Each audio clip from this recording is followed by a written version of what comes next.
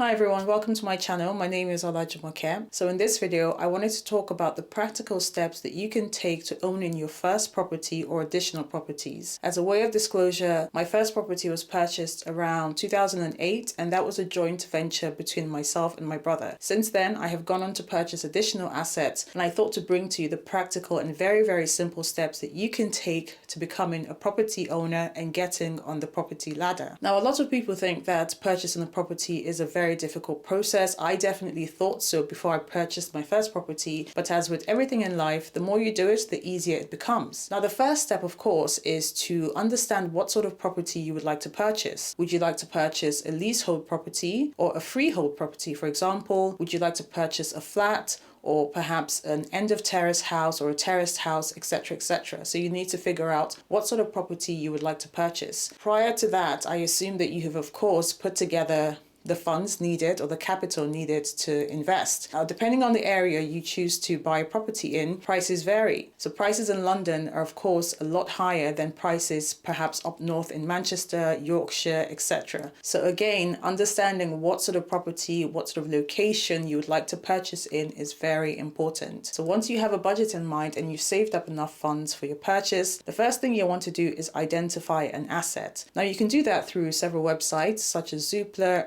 Move, etc. Or you can actually hire a real estate agent or a realtor to find an asset for you. Of course, there's a fee involved with that, so that's something to bear in mind. Once you have identified the property or the asset and you are registered with the estate agents, at this point you are ready to bid on the house. Now, the one thing I would recommend is that you go in physically to view your assets, because there might be things that won't show up on photos, and believe me, there always is something that comes as a surprise that might be a negative or a positive surprise. So I would always advise that you go in and actually have a look at the assets before you place a bid. Now, once you've identified the assets and you are registered with the estate agent, the next thing you want to do is to place a bid on the asset. The estate agent will, of course, have given you some sort of an indication as to what the price is or what the asking price of that asset is. You don't want to bid too high above the asset asking price, and you don't want to be too low, because that could mean that you miss out on this opportunity. You want to find that sweet spot which you are comfortable with and you think the buyer will accept. Now, once you've placed your bid and hopefully you've been successful in winning the bid and the seller is willing to sell to you, the next step is to prepare a sales memo, which will be done by your real estate agent to yourself, to say that,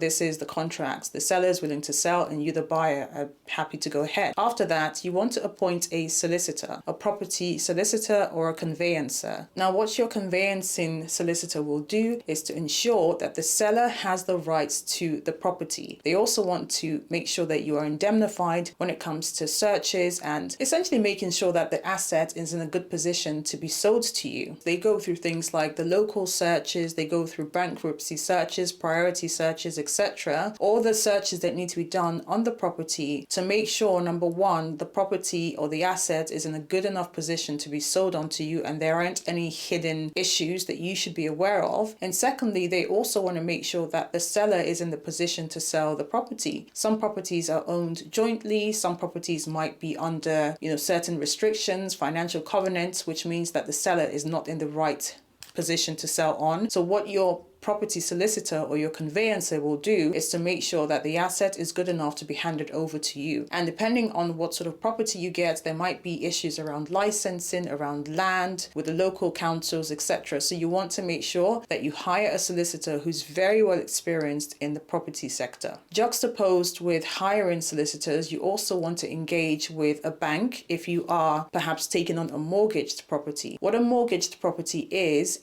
when you buy a property, let's say you bought a property that was worth $500,000 or pounds, and you don't quite have the cash to pay for it upfront, you could go into what's called a mortgage arrangement, where a bank loans you a certain percent of the property value, let's say 75% or 90%, and you bring in the additional equity of 25% or 10%, depending on what arrangements you have with your bank. And the term of the mortgage will vary. Some banks can offer 5 years interest only mortgages, others can offer capital and interest repayments over an extended period of 25 years, and that typically will be dictated by your financial situation. Now, personally, I used a mortgage for my properties, as most people do. That could be for several reasons, but I didn't want to put in too much equity into my properties, so I got the most value in terms of my mortgage that I could get from my banks, and I spread the rest of my equities over different assets and investments, and I'll come on to that in a different video. I also worked with what's called a mortgage broker. A mortgage broker is basically an intermediary between yourself and the mortgage banks or your lender, and what they do is they package your mortgage, they find out the rates, they try to get you the best rates out there. They can also offer some fantastic mortgage advice. Of course, they're very well versed in the industry, so they might know things that you are not aware of. They probably will know things that you're not aware of. So in my opinion, it's always a good idea, in my opinion, to get a mortgage broker. And I have a fantastic broker I've been working with for many, many years, as far back as 2008. So once the mortgage broker is able to secure a very good package for you, that is presented to you as an offer for a mortgage. Now, typically your mortgage offer will be available or valid for a period of perhaps between 3 to 6 months. And that's because the conveyance inside of things can take quite a long time. The typical or the average conveyance in time for, I'd say, a standard property purchase could be anywhere between 10 to 12 to 15 weeks. So your lender wants to make sure that they're giving you enough time to cover any unforeseen circumstances. Now, once the mortgage offer is accepted and your property searches have come back clear, there's sort of nothing wrong, they've done all their indemnity checks, they've done all the bankruptcy checks, identity checks and things like that. Next stage is to exchange contracts. Now, when you exchange contracts, it means that you're exchanging contracts with the seller. It means that you're now bound to the property and there's no going back.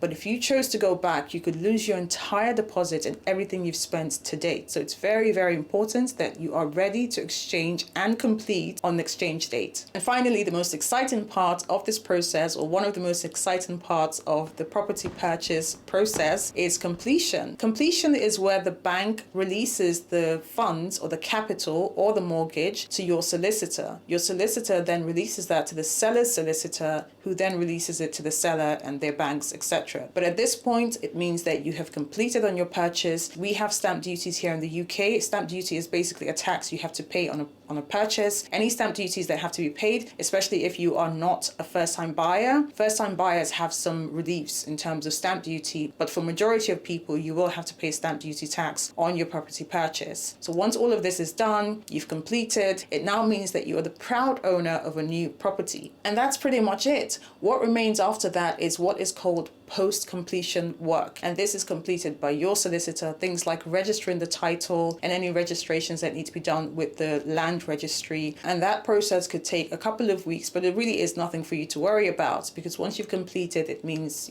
everything has gone according to plan. So the process itself can be very enjoyable and it isn't very cumbersome. I think the most stressful part of it is actually finding the right property, but that in itself can be a very fun exercise, perhaps if you go with someone who has an interest in the property sector as you do, or going with friends or families that you can trust, people who will give you good advice. Once you've identified the assets and you have the funds to complete the process, that I would say is the most tasking part of this entire process. So I hope this video has been helpful. If you have any questions, definitely leave them in the comment section below. Subscribe to the channel for more videos on personal finance, money matters, investing, and self-development. And I'll see you in the next one.